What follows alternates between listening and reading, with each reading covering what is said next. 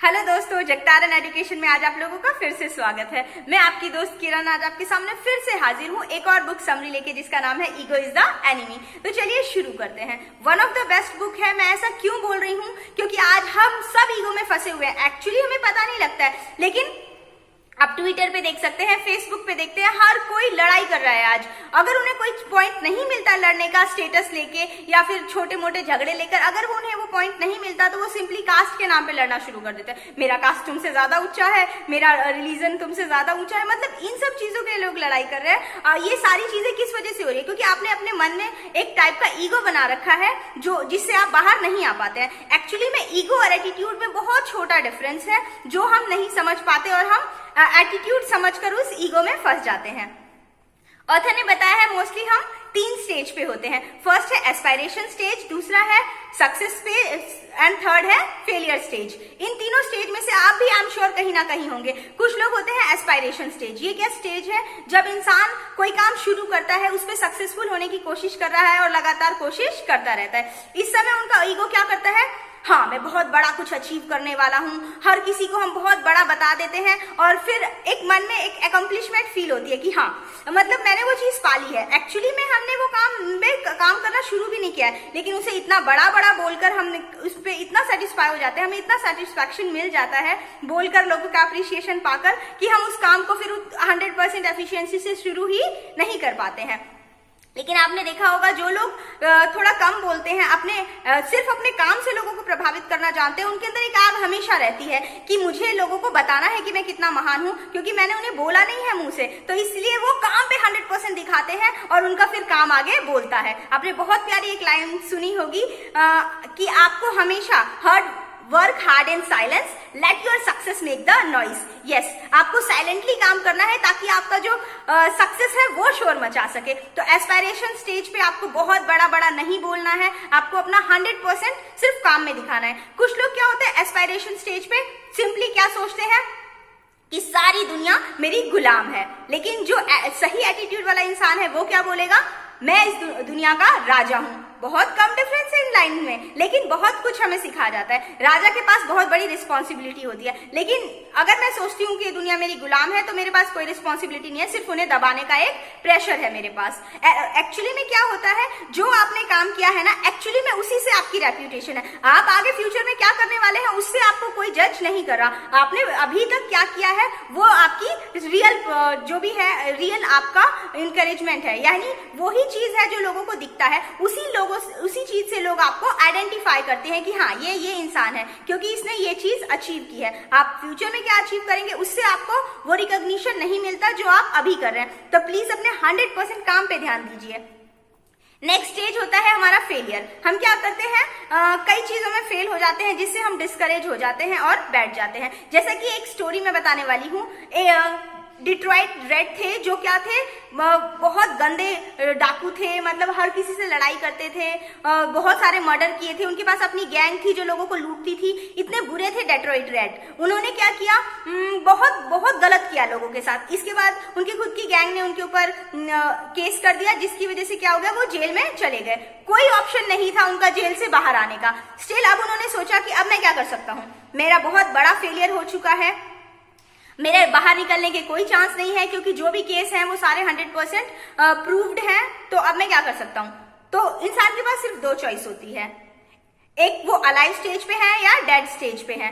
90% लोग dead stage पे होते हैं, यानी वो सक्सेसफुल होते हैं फिर भी कुछ अचीव नहीं कर रहे होते, लेकिन वो फेलियर होते हुए भी अलाइव स्टेज पर गए। उन्होंने क्या किया, अब वो कुछ नहीं कर सकते, उन्होंने जैसी सिचुएशन थी उन्होंने एक्सेप्ट किया और अब उसको वो कैसे बेटर बना सकते हैं उन्होंने ये सोचा। और उन्होंने बहुत सारी बुक्स मंगवा ली, उन बुक्स को रीड किया, जो महान लोगों की नॉलेज थी उसे गेन किया कि किस तरीके से आप लाइफ में सक्सेसफुल हो सकते हैं और चीजें अचीव कर सकते हैं।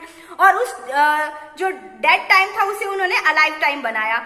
हम लोगों के पास भी सिचुएशन होती है, लेकिन हम हमेशा अलाइव टाइम को भी डेड टाइम बना देते हैं। लेकिन उन्होंने अपने डेड टाइम को, जहां वो कुछ नहीं कर सकते, उसे अलाइव टाइम बनाया। बहुत सारी बुक्स की नॉलेज ली उन्होंने। फिर उसके बाद बाहर जैसे ही निकले सोशल एक्टिविस्ट बन गए, उनका काफी नाम हुआ। बहुत सी बुक्स भी उन्होंने लिखी। तो हमें भी ये ध्यान रखना है कि अगर हम फेलियर स्टेज पे हैं तो वो हमारे अलाइव टाइम है। यस, जैसे कि आजकल आप देख रहे हैं कोरोना वायरस का बहुत सबने डेड टाइम में लोगों को लाके खड़ा कर दिया, लेकिन इसमें से भी लोगों ने अलाइव टाइम ढूंढा है, अपने ऊपर बहुत सारे लोगों को करने का मौका मिल गया, अपनी फैमिली के लिए टाइम निकालने का मौका मिल गया, तो ये आपके ऊपर है कि आप इसे डेड टाइम लेते हैं या अलाइव टाइम, और किस तरीके से इसका 100% यूटिलाइज करते हैं। नेक्स्ट पॉइंट उन्होंने बताया है कि सक्सेस।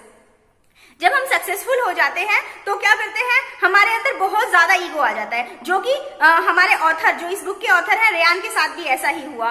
काफी बहुत सक्सेसफुल हो गए थे, एग्जीक्यूटिव थे बहुत बड़ी कंपनी के, उसके बाद वो खुद के ऑथर भी बन गए, इतनी सारी बुक्स उन्होंने लिखी, पब्लिश हुए और बहुत सक्सेसफुल हो गए थे। लेकिन उनके अंदर ईगो आ गया एंड देन सारी चीजें डिस्ट्रॉय हो गई। उन्हें बहुत बुरा लगा कि एक्चुअली में ऐसा क्यों हुआ, कि इतना कुछ सक्सेसफुल होने के बाद भी वो हिस्ट्री के इतने बड़े फेलियर बन गए। उन्होंने उसी दिन अपने हाथ पे लिखवाया कि ईगो इज द एनिमी, यानी ईगो ही एक बहुत बड़ी एनिमी है। उन्होंने उस दिन वो टैटू करवा लिया एंड लाइफ टाइम उन्हें वो चीज याद रही। उन्होंने कभी ईगो नहीं किया, जहां वो हम्बल रह सकते थे उन्होंने हम्बल रह के उन चीजों को पाने की कोशिश की, अलाइव टाइम बनाया, हर डेड टाइम को, और फिर वो दोबारा से इतने बड़े उभर कर आए कि उनकी जो पुरानी सक्सेस थी उससे भी बहुत ज्यादा अचीव कर लिया। तो ये आपके ऊपर है कि आप किस तरीके से लाइफ को डेड टाइम देखते हैं या अलाइव टाइम, और सक्सेसफुल होते हैं। तीनों स्टेज हम सबके पास होती है, हमें इस ईगो से बचना होता है हर स्टेज में। इसके लिए बहुत अच्छा ऑथर ने हमें 3 साइन बताए हैं, plus, minus, is equals to. Yes, अगर आप एस्पायरेशन स्टेज पे हैं तो आप इज इक्वल्स टू में रहिए हमेशा, यानी अपने इक्वल जो आप जैसे हैं उसी टाइप के लोगों के साथ रहिए, ताकि आपको हमेशा एनकरेजमेंट मिले कि यस मैं इससे बेटर कर रहा हूँ। एक हेल्दी कंपटीशन लगा रहता है। जैसे कि अगर आप सक्सेसफुल होना चाहते हैं तो सक्सेसफुल लोगों के साथ रह रहे हैं, जिस तरीके के उन्होंने काम किया उस टाइप के लोगों के साथ रह सकते हैं। आपने एक बहुत अच्छी कहावत भी सुनी होगी कि आप वैसे ही बन जाते हैं जिस तरीके के लोगों के साथ आप रहते हैं। आप अपने 5 दोस्तों का एवरेज हैं। तो एस्पिरेशन स्टेज पे आपको ऐसे लोगों के साथ रहना है कि जो आपके बराबर हो। ज्यादा अगर हाई है तो आप डिस्करेज होते जाएंगे कि यार ये इतना कुछ अचीव कर लेता है, मैं कुछ नहीं कर पा रहा। तो आपको हमेशा इक्वल टू में रहना है।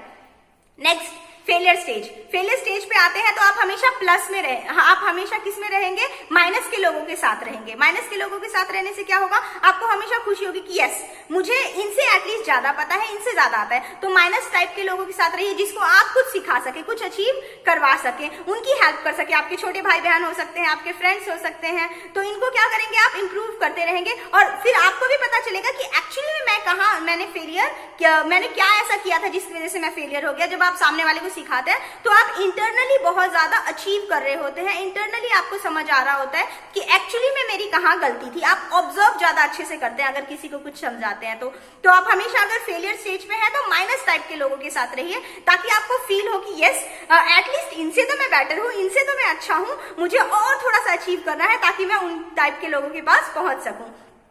और लास्ट है सक्सेस। जब आप सक्सेस स्टेज पे होते हैं तो आपको हमेशा अपने ऐसे लोगों के साथ रहना है कि जो हमेशा आपके साथ एक तालमेल बैठा के रखें, यानी हमेशा आपके साथ एक प्लस साइन के साथ रहें। जब आप प्लस साइन के साथ लोगों के साथ रहते हैं तो आपको पता होता है हाँ मैं बहुत सक्सेसफुल हो गया हूं, लेकिन अभी भी मुझे बहुत कुछ अचीव करना है, क्योंकि मेरे से भी ज्यादा अचीव लोग हैं यहाँ पर जिन्होंने बहुत कुछ अचीव किया है, समाज को बहुत कुछ वापस लौटाया है। तो आप हमेशा प्लस टाइप के लोगों के साथ रहेंगे। तो हम हमेशा लाइफ में ये 3 साइन याद रखेंगे, plus, minus and is equals to. अगर हम शुरुआत में हैं तो अपने टाइप के लोगों के साथ रहेंगे, और अगर हम सक्सेसफुल हो गए हैं तो हमेशा प्लस टाइप के लोगों के साथ रहेंगे, ताकि उनसे और सीखकर हमें हमेशा अपने सक्सेस का घमंड ना हो और हम हमेशा आगे बढ़ते रहे और समाज को बहुत कुछ वापस लौटा सके। और अगर फेलियर स्टेज पे हैं तो माइनस में लोगों के साथ रहें, ताकि हम उन्हें कुछ सिखा सके, उन्हें कुछ गिव बैक कर सके कि यस एटलीस्ट मुझे अपने फेलियर से इतनी चीजें तो पता है कि मैं इन्हें आगे बढ़ा सकता हूँ, इन्हें कामयाब बना सकता हूँ। और इस तरीके से आप भी अपनी